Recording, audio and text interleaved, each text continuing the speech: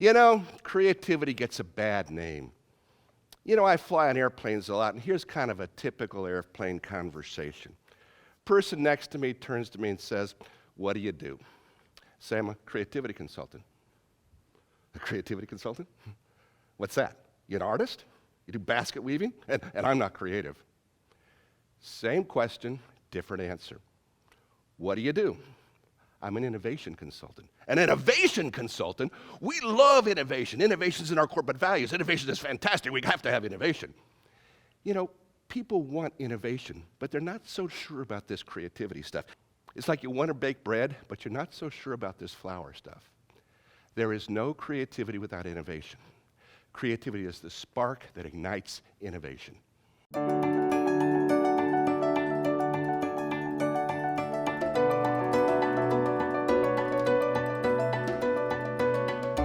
I'm Dr. Roger Firestien. I'm the senior faculty at the Center for Creativity and Change Leadership at SUNY Buffalo State.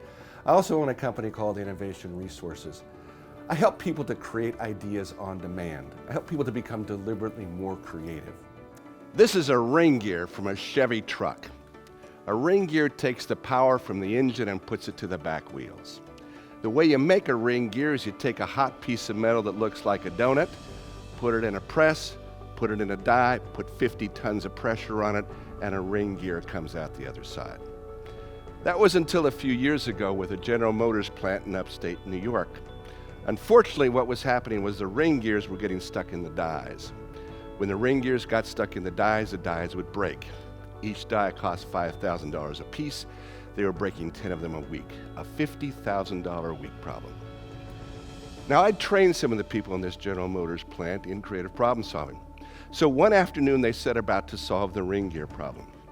Now, they pulled a group together and they started to generate some ideas. And as they were generating ideas, one of the people in the group said, "You know, we got a sticking problem here. My wife's got this vegetable product called Pam. You spray it on the pan and the vegetables don't stick to the pan. Why don't we spray the dyes with Pam?" Now, there was a chemical engineer in the group and he said, "You know, Pam probably won't work, but a soap and oil solution just might do it." They get 50 cents worth of solution, a $1 spray bottle, they spray it on the dyes don't break. $1.50 saves this company $50,000 a week. Now, how long did it take them to come up with that idea? About a half an hour. Why? Because everyone in that organization was trained in creative problem solving. Study of creativity and facilitating creativity, helping people to be more creative has been my life work.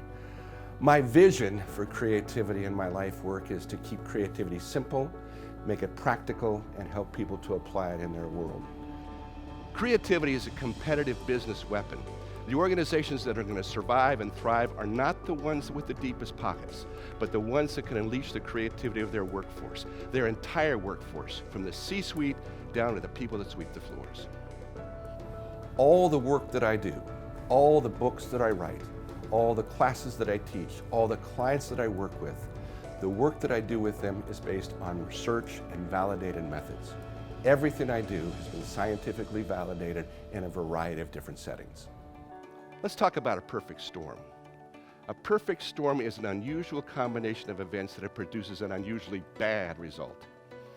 A number of years ago, IBM conducted a study on 1,500 chief executive officers worldwide. Now, what these CEOs identified was that creativity was the most important competency for future success. That's beyond rigor, beyond integrity, even beyond vision. Unfortunately, according to research, since 1990, our ability to think creatively is decreasing among Americans of all ages, especially children. We are becoming creatively incompetent. Welcome to the Creativity Perfect Storm. We desperately need creativity. We systematically destroy it.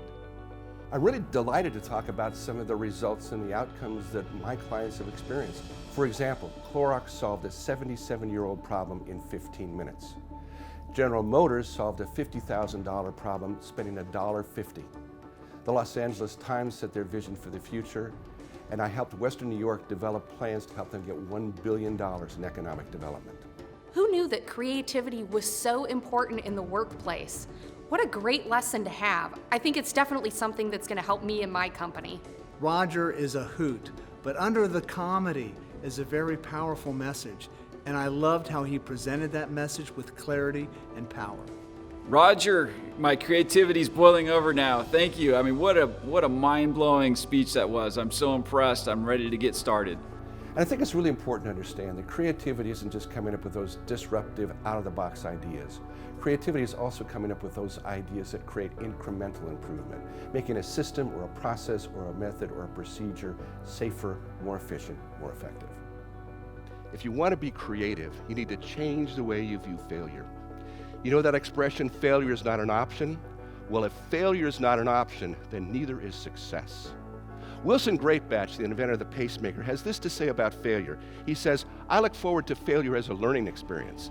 9 out of 10 things that I work on fail, but the one that works pays for the other 9. There's another expression, trial and error. Well, I'd like you to change your thinking about trial and error. I'd like you to change your thinking from trial and error to trial and learn. Because whenever you do something, you create a result. It might not be the result that you anticipated, but the question is, what can you learn from that result? So change your thinking from trial and error to trial and learn.